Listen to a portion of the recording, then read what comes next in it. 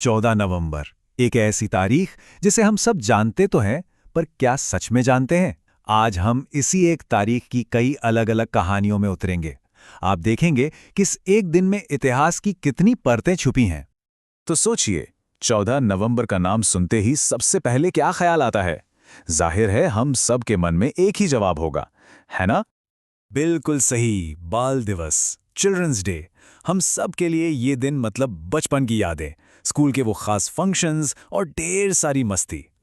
और ये बाल दिवस क्यों मनाया जाता है? क्योंकि इसी दिन भारत के पहले प्रधानमंत्री पंडित जवाहरलाल नेहरू का जन्मदिन होता है। बच्चों के प्यारे चाचा नेहरू, जिन्हें बच्चों से बेहद लगाव था। लेकिन कहानी सिर्फ इतनी ही नहीं है। अगर हम कहें कि ये तो सिर्फ एक पन्ना है और इस तारीख की किताब में तो और भी बहुत कुछ लिखा है, तो जी हाँ, 14 नवंबर की कहानी इससे कहीं ज्यादा बड़ी और दिलचस्प है। तो चलिए जरा इतिहास के इन पन्नों को पलट कर देखते हैं। शुरुआत करते हैं राष्ट्र निर्माण से जुड़े दिनों से। देखते हैं कि कैसे ये तारीख एक साम्राज्य की नींव से लेकर एक कल्याणकारी राज्य तक के सफर की गवाह बनी। जरा इस टाइमलाइन पर नजर डालिए। कहानी शुरू होती है बहुत पहले 1681 में, जब ईस्ट इंडिया कंपनी ने बंगाल को एक अलग प्रेसिडेंसी बनाने का ऐलान किया। फिर सदियों बाद 1889 में इसी दिन जन्मे जवाहरलाल नेहरू। और फिर आज़ाद भारत में देखिए, 1955 में कर्मचारियों के लिए ईएसआईसी यानी एम्प्लॉय स्टेट इंश्योरेंस कॉरपोरेशन की शुरुआत हुई। और फाइनली 1957 में इसी दिन को आधिकारिक तौर पर बाल दिवस घोषित कर दिया गया। है ना कमाल? एक ही तारीख और इतिहास के कितने अलग अलग मोड़। अच्छा, अब राजनीति और राष्ट्र निर्माण से जरा हटकर चलते हैं भारत के सबसे बड़े जुनून की तरफ, यानी क्रिकेट।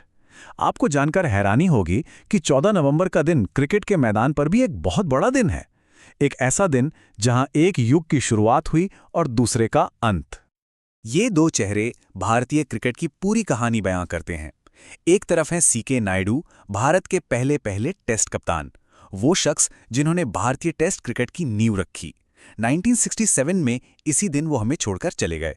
और दूसरी तरफ क्रिकेट के भगवान सचिन तेंदुलकर, जिन्होंने 2013 में ठीक इसी तारीख को क्रिकेट से संन्यास लिया।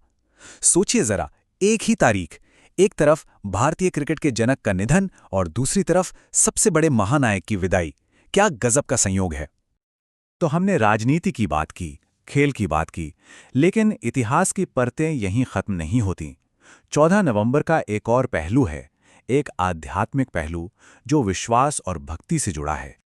ये हैं भक्ति वेदांत स्वामी प्रभुपाद। ये नाम शायद कई लोगों ने सुना होगा।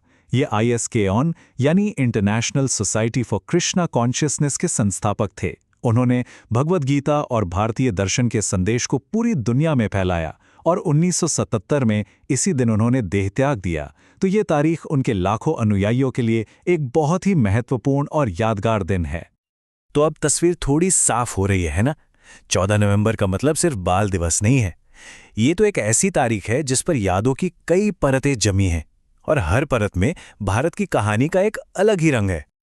तो चलिए फटाफट एक बार फिर से देखते हैं हमने क्या क्या जाना। 14 नवंबर यानी जवाहरलाल नेहरू का जन्मदिन और बाल दिवस, ईस्ट इंडिया कंपनी का वो ऐतिहासिक ऐलान, कर्मचारियों के लिए ईएसआईसी का उद्घाटन, क्रिकेट में सीके नायडू और सचिन तेंदुलकर से जुड़ी वो बड़ी घटनाएं, और स्वामी प्रभुपाद का महाप्रयाण। राजनीति, समाज, खेल, अध्यात्म, सब कुछ इसी एक दिन में समाया हुआ है। अब सवाल ये उठता है कि आखिर एक ही दिन भारत की राजनीति, खेल और आध्यात्म की इतनी सारी कहानियां एक साथ कैसे कह सकता है? शायद इसका जवाब ये है कि इतिहास कभी भी एक सीधी लकीर में नहीं चलता। ये तो एक कैनवस की तरह है जिस पर अलग अलग समय में अलग अलग रंग भरे जाते हैं। तो अगली बार जब 14 नवंबर की तारीख आएगी तो चाचा नेहरू और बाल दिवस के साथ साथ शायद हमें इतिहास की ये दूसरी परतें भी याद आएंगी। सोचने वाली बात है ना?